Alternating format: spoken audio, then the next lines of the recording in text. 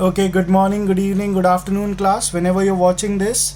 Now, in the previous lecture, we saw what is matter, how is matter around us working, and what are the certain properties of matter, how they are very small in size, and how we cannot even comprehend, मतलब हमें समझ भी नहीं आ सकता, they exist at such a small molecular level.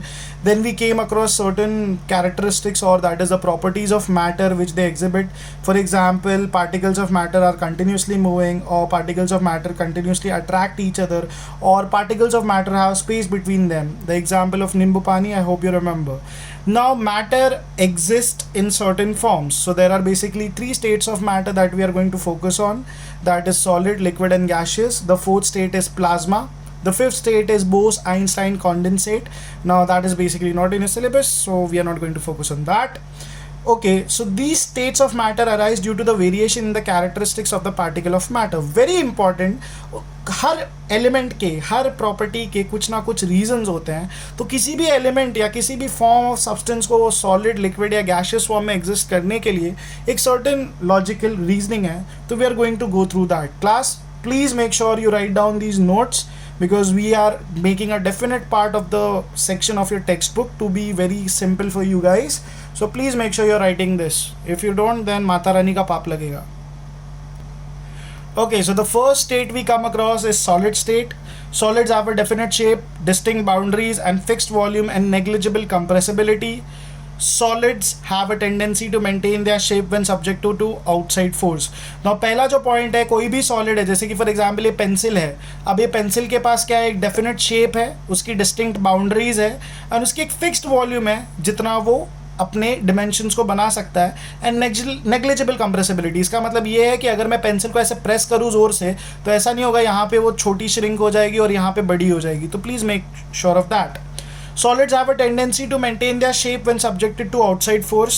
मतलब अगर मैं उसको completely, अब देखिए जैसे कि मैं पेंसिल पे ऐसे फोर्स लगाऊँ तो ये क्या करेगा, ये रेजिस्ट करेगा, ये हमेशा रेजिस्ट करेगा.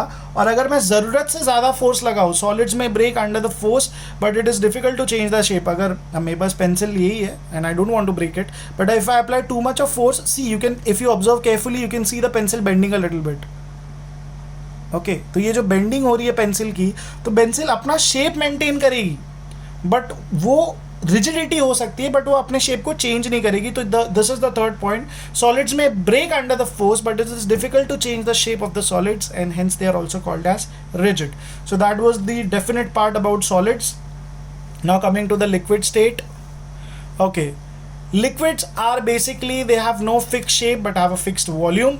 मतलब उनका कोई शेप फिक्स नहीं होता. आप किसी भी कंटेनर में डाल के रख दीजिए, उनका शेप उस कंटेनर की तरह हो जाएगा. They take the shape of the container in which they are kept, as I said earlier. Liquids flow and change the shape, so they are not rigid but can be called fluid. अब for example I can take this bottle over here. So इस bottle में अभी एक liquid है, तो अगर आप इसको केयरफुली ऑब्जर्व कर सकते हो, it is going to change its shape and the way am I moving it. Okay, तो इसके अंदर ये लिक्विड कंटेंट है और ये फ्लो कर रहा है, इसीलिए हम इसको क्या बोलते हैं, इसके अंदर क्या है, फ्लूइडिटी है. Okay, it is moving, so that is the reason. Okay, gases from atmosphere diffuse into water. Oxygen and carbon dioxide are essential for the survival of aquatic animals. Now this is very important class. जो हमारी gases होती हैं वो atmosphere के अंदर diffuse होना start करती, मतलब मिक्स होना स्टार्ट करती, जिसके कारण हमारे जो एक्वाटिक एनिमल्स हैं, एक्वाटिक लाइफ है, वो सर्वाइव कर सकती है. And this is one of the major reasons for survival of aquatic life. Thus we conclude that solid, liquid and gases can diffuse into liquid. मतलब आप सॉलिड, लिक्विड और gas को आप लिक्विड के अंदर ईजिली डिफ्यूज कर सकते हो, यानी कि मिक्स कर सकते हो. Okay, the rate of diffusion is higher in liquids because they can move freely. Now very important part, अब जैसे कि फॉर एग्जांपल जब हम किसी भी लिक्विड को किसी सरफेस पे ऐड करते हैं तो फटाक से फैलना शुरू कर देता है. That means it starts to spread itself as quickly as possible because the particles of matter present in the liquid state are continuously moving और moving very fast. So that was in general your liquid state. Now coming to the gaseous state. तो gaseous state एक ऐसा state है जहाँ पे हमारे elements जो सब हम देख नहीं सकते बट महसूस कर सकते हैं उन्हें, that is the part they occupy. So gases are highly compressible and as compare to the solid and liquid part. Obviously for example यहाँ पे हमको दिया गया है LPG and CNG, liquefied petroleum gas जो हमारे घर पे आता है, CNG compressed natural gas which is used into the cars, which emit less amount of fuel. तो what is the reason? ये gases इतनी ज़्यादा compressible होती है. For example, हमारे घर पे जो LPG सिलेंडर है उसके अंदर से, जो सिलेंडर के अंदर से जब वो गैस बाहर आती है हमारे बर्नर तक, वो 8000 टाइम्स एक्सपांड होती है. Mind you, it expands by the ratio of 8000. So these are highly compressible, therefore a large volume of gas can be compressed into a small cylinder and transported easily. That is how liquefied petroleum gas has changed the cooking habits of India, because previously we used to use fossil fuels like wood and coal and they used to release a lot of smoke, whereas जो हमारे LPG होते हैं, that is basically it's a saturated fuel. That means इसमें से smoke नहीं generate होती, and it is also contributing a less amount of pollution to the environment. And let me give you a fun fact. जो आप gas use करते हो और उसमें से जो स्मेल आती है वो उसका नेचुरल स्मेल नहीं है, वो जानबूझ के ऐड की जाती है कि अगर कोई भुलक्कड़ इंसान गैस चालू करके भूल जाए तो हमारी नाक हमें बता दे कि धमाका हो सकता है.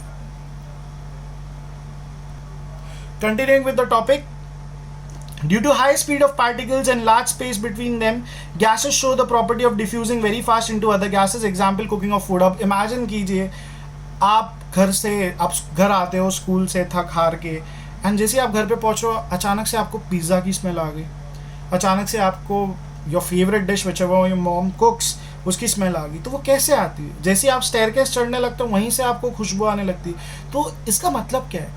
कुकिंग तो किचन में हो रही है, बट अरोमा यहाँ तक क्यों फैला है? क्योंकि जो अरोमा है वो एयर में, जो छोटे छोटे पार्टिकल्स है वो एयर के अंदर ऐसे मिक्स हुए कि वो रैपिडली स्प्रेड हो रहे हैं, और इस रैपिड स्प्रेडिंग की वजह से क्या होता है, दे डिफ्यूज वेरी फास्ट, मतलब वो फटाफट डिफ्यूज होके they spread very rapidly. And इसका बेस्ट एग्जाम्पल है cooking of food. Last point, gaseous state particles move randomly at high speed. Due to this random movement, the particles hit each other and also the walls of the container. The pressure exerted by gases is due to the force exerted by gas particles per unit area on the wall of the container. इसका best example अगर मैं आपको बताऊं, जब आप एक balloon फुलाते हो, तो जब आप एयर उसमें एक्सपांड करते हो, जब when you blow air into it, it expands. But when it is expanding, do you see expansion in the center of the balloon or at the sides? Very simple, you see the sides of the balloon expanding. तो ये क्यों होता है? Because जो air आप breathe out कर रहे हो वो तो कॉन्स्टेंटली रैंडम मूवमेंट में है. सेकेंडली, ये रैंडम मूवमेंट की वजह से क्या होता है, they are continuously hitting the walls of the balloon और the container, and that is how they exert pressure. ये सेम मैकेनिज्म कहाँ पे यूज होता है? आपके जो व्हीकल के टायर होते हैं, तो वहाँ पे ये यूज होता है. ओके, तो एनसीईआरटी में एक एग्जाम्पल दिया, जरा हम उसको देख लेते हैं. यहाँ पे पिस्टन, ये मतलब एक सिरिंज है, इसके यहाँ पे रबर कॉक लगाया है हमने. तो सिंपल सी बात है, अगर आप ये पिस्टन को पुश करोगे, इसको आप नीचे पुश करोगे, तो रबर कॉक के क्या होगा, गैस कंप्रेस होगी. तो गैस कंप्रेस होगी. ये बेसिक एग्जांपल, अगर आप बचपन में जब आप स्नान करने जाते थे, तो स्नान करते समय जब आप मग को लेके उल्टा दबा के उसको नीचे तक पुश करते थे तो फट से ऊपर आता था. क्यों? क्योंकि उसके अंदर जो गैस के मॉलिक्यूल्स थे वो कंप्रेस हो रहे थे, यानी कि छोटे हो रहे थे. तो सेम रीजन यहाँ पे क्या होगा, जब आप इस पिस्टन को पुश करोगे तो गैस कंप्रेस होगी. अब कंप्रेस होने के बाद क्या होगा, ये जो रबर कॉक है वो पॉप करके बाहर निकल जाएगा. And just for your brief understanding की सॉलिड, लिक्विड, गैसियस स्टेट में पार्टिकल्स कैसे अरेंज्ड होते हैं. सो इन अ प्लेट, लेट्स से जो प्लेट होती है, डिश होती है, उसमें कैसा होता है कि डिश ऐसा तो नहीं होता ना, खाना डालते तो डिश अपना शेप चेंज करके कहीं और चली जाती है. तो उसके अंदर पार्टिकल्स ऑफ मैटर देखिए कितना टाइटली, कितना क्लोज है एक दूसरे से, and that is why solids are able to retain their shape. अगर आप लिक्विड में आओगे तो लिक्विड में आप देख सकते हो हल्का हल्का गैप है. इसके कारण क्या होता है, ऐसा नहीं होता कि liquid will not change its shape. Liquid definitely changes its shape, but liquid will not be able to change the volume, क्योंकि जो आसपास के पार्टिकल्स है वो एक दूसरे को होल्ड करके रखते हैं, जिसके कारण इसका साइज ना तो एक्सपांड होता है ना तो डिक्रीज होता है. फाइनली अगर आप गैस में आके देखोगे तो ये जो रेड लाइंस इसके आजू बाजू इंडिकेटेड है, ये क्लियरली एक्सप्लेन करती है कि जो बलून के अंदर जो गैसेज है वो कंटिन्यूसली मूव कर रही है, एक दूसरे से टकरा रही है, और इनके टकराने के कारण देखिए जो एजेस पे ये जो छोटे छोटे पार्टिकल्स है और सेंटर में, इन सब के कारण क्या होता है, एक प्रेशर क्रिएट होता है, and that pressure is responsible for the blowing of the balloon and also for the maintaining of the tire pressure in your vehicle. So with that being said, class, please make sure that you write your notes अच्छे से and you are well prepared. Thank you for your time.